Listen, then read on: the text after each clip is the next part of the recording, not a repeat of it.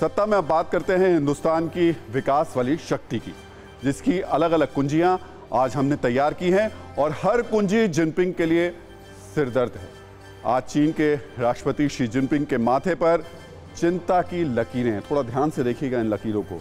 और ये लकीरें असल में बीआरओ की सड़कों की तरह चौड़ी हो जाएंगी, क्योंकि ये तीव्र गति वाला पहाड़ तोड़ निर्माण है जो नए भारत की पहचान है। ये ऐसी तैयारी है जो हिंदुस्तान की तरफ आंखें उठाकर देखने वाले दुश्मनों को सोने नहीं देंगी। अगर दुश्मन चीन जैसा विस्तारवादी होगा और जमीन का भूखा होगा तो बीआरओ की मेड इन इंडिया सड़कें देखकर उसका तनाव बढ़ना भी लाजमी है। तो आप ये जो स्क्रीन पर तस्वीर देख रहे हैं, खासतौर से शी जिनपिंग के माथे पर जो लकीरें देख रहे हैं, असल में ये शी जिनपिंग के माथे पर परेशानी की लकीरें नहीं बल्कि बीआरओ की सड़कें हैं। चीन के राष्ट्रपति जिनपिंग के माथे पर आई चिंता को हम आज 3 पार्ट में 3 कुंजी के जरिए दिखाने वाले हैं। पहली कुंजी में आपको उस लंबी बातचीत के बारे में बताएंगे जो भारत और चीन के बीच एलएसी को लेकर हुई। दूसरी कुंजी में एलएसी पर भारत की सड़क वाली सीक्रेट तैयारी का जिक्र करेंगे जो वर्ल्ड लेवल पर इस वक्त चल रही है। कैसे भारत चीन की गर्दन तक पहुंच चुका है, इसे हम आंकड़ों के जरिए आपको बताएंगे। तीसरी कुंजी में बताएंगे कि क्यों भारतीय वायुसेना ने 68,000 जवानों को लद्दाख पहुंचाया है, 90 टैंक को एयरलिफ्ट करने और फाइटर प्लेन की स्क्वाड्रन तैयार होने की वजह आखिर क्या है।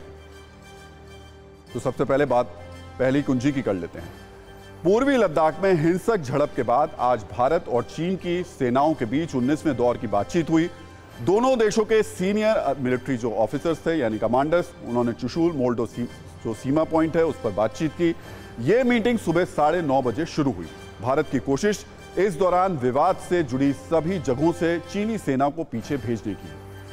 करीब 4 महीने के लंबे इंतजार के बाद भारत और चीन की सेना के अधिकारियों के बीच यह बैठक हुई है।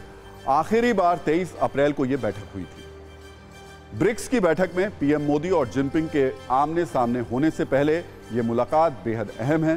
साउथ अफ्रीका के जोहानिसबर्ग में 22 से 24 अगस्त के बीच ब्रिक्स देशों की अहम बैठक होने वाली है। चीन के लिए इस वक्त की हार्ट ब्रेकिंग न्यूज यानी दिल तोड़ने वाली खबर यह है कि हिंदुस्तान एलएसी पर सैन्य तैनाती से लेकर बॉर्डर पर रोड नेटवर्क बनाने तक हर फ्रंट पर जोरदार तैयारी कर रहा है। अब बात करते हैं उस कुंजी की जो जिनपिंग के माथे पर आई चिंता की लकीरों को दर्शाती है। इसके जरिए आपको बताएंगे कि कैसे भारत का मिशन एलएसी तेजी से चीन के गुरूर को चकनाचूर कर देगा। यह कोई दावा नहीं है बल्कि वो सच्चाई है जो सीमा सड़क संगठन यानी बीआरओ के DG lieutenant general Rajiv Chaudhary ने टीवी9 भारतवर्ष को बताई है। बीआरओ के मुताबिक पिछले कुछ सालों में एलएसी पर भारत के सड़क निर्माण में अचानक तेजी आई है। मतलब बहुत तेजी से भारत के जवान रेड आर्मी की गर्दन तक पहुंच रहे हैं। पहले एलएसी पर 600 किलोमीटर प्रति वर्ष की रफ्तार से बीआरओ सड़कें बना रहा था, लेकिन अब ये सड़कें 1200 किलोमीटर प्रति वर्ष की रफ्तार से बन रही हैं। इस साल बीआरओ ने एलएसी पर 1263 किलोमीटर सड़कें बनाई। अगले साल 1600 किलोमीटर सड़कें बनाने की तैयारी की जा रही है। पिछले 3 से 4 साल में सड़क बनाने की रफ्तार 2 गुनी हो गई है। बीआरओ के DG lieutenant general Rajiv Chaudhary ने टीवी9 भारतवर्ष से एक्सक्लूसिव बातचीत में यह जानकारी दी। आप सुनिए उन्होंने क्या कहा।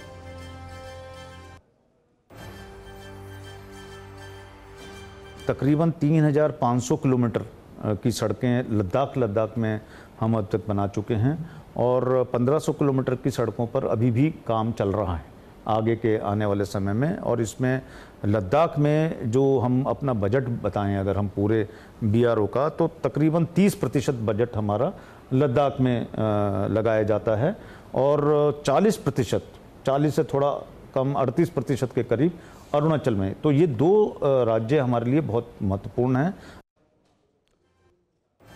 तो बीआरओ की तैयारी का अंदाजा आप इसी बात से लगा सकते हैं कि बीआरओ ने पूर्वी लद्दाख में 19,024 फीट की ऊंचाई पर दुनिया की सबसे ऊंची वाहन चलाने लायक सड़क बनाकर गिनीज वर्ल्ड ऑफ रिकॉर्ड्स में अपना नाम दर्ज करा लिया है। यहां से डैमचौक के इलाके की निगरानी की जाती है।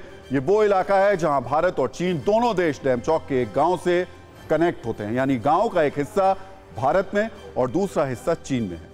डीएसडीबीओ मार्ग भारत के लद्दाख क्षेत्र में स्थित एक महत्वपूर्ण सड़क है। यह वास्तविक नियंत्रण रेखा के पास चलती है जिससे उस पार चीन के कब्जे वाला अक्साई चीन क्षेत्र है। ये करीब 18,000 फीट की ऊंचाई पर है। इसके एक तरफ पाकिस्तान है तो एक तरफ चीन।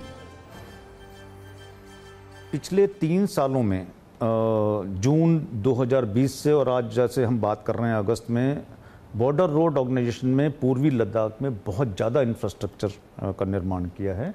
DSDBO रोड को पूरा बनाया है और वहाँ पर बहुत तरह के चैलेंजेस थे, हाइट के चैलेंजेस थे, वहाँ पर टेरेन के चैलेंजेस थे। हमने मार्सी मिकला, गलवान और डैमचौक तक सड़कें बनाई हैं।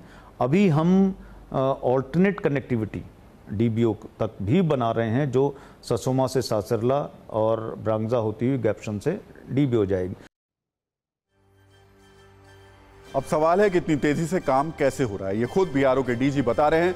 BRO का कहना है कि 10 साल पहले BRO को 4,102 करोड़ रुपए का बजट मिलता था, जो 2019-20 में लगभग 7,737 करोड़ रुपए का हुआ। 2022-23 में यह बजट 12,340 करोड़ रुपए का है। वहीं अगले वित्त वर्ष में इसके 15,000 करोड़ के अनुमान इस वक्त लगाया जा रहा है। आपको बता दें कि पूर्वी लद्दाख के 10 साल पहले हमारा बजट 4,000 के करीब होता था।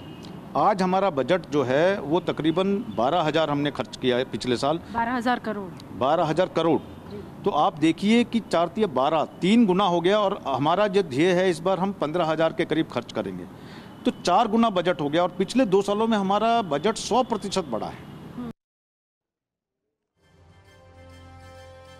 तो जैसा कि मैं कहते कहते रुक गया था कि पूर्वी लद्दाख के न्योमा में भारत के बारे में हवाई पट्टी जो बनाई जा रही है उसके बारे में आपको जानकारी दे दें, जिसका संचालन वायुसेना करेगी। खास बात यह है कि यह वास्तविक नियंत्रण रेखा से महज 30 किलोमीटर दूर होगी। न्योमा एयरफील्ड पे हमने ऑलरेडी काम शुरू कर दिया है और न्योमा एयरफील्ड जब ये बनकर तैयार होगा, ये संसार में सबसे ऊंचे एयरफील्ड्स में से इसका नाम होगा। ये तकरीबन न्योमा जो है 14,000 फुट प्लस पर है और ये एज क्रो फ्लाइज, जैसे हम सीधी अगर दूरी नापें तो LAC से 30 किलोमीटर के करीब है ये।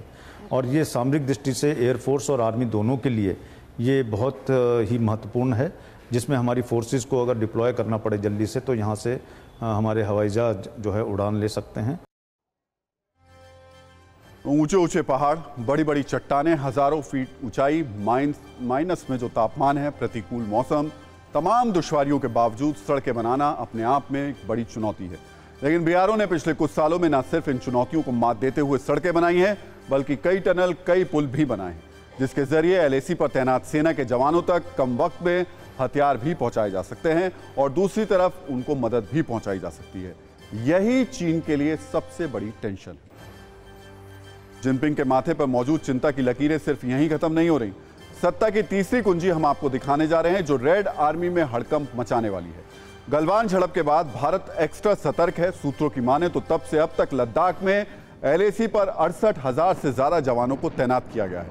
इसके अलावा एयरफोर्स की मदद से करीब 90 टैंकों को एयरलिफ्ट किया जा चुका है और दूसरे वेपन सिस्टम्स को भी लद्दाख ले जाया गया है। सुखोई, Su-30 MKI और जगुआर जैसे फाइटर जेट्स दुश्मन की हर गतिविधि का जवाब देने के लिए 24 घंटे तैयार हैं। चीन की सेना ने कई ऐसे इलाकों में अपनी सैन्य तैयारी कर रखी है जो भारत के हैं। वहीं गलवान जैसे विवादों की जड़ है। भारत भी इन इलाकों की पेट्रोलिंग करता है। ये एक तरीके का स्टैंड ऑफ है, यानी दोनों ही देशों की सेनाएं तैनात भी हैं और तैयार भी।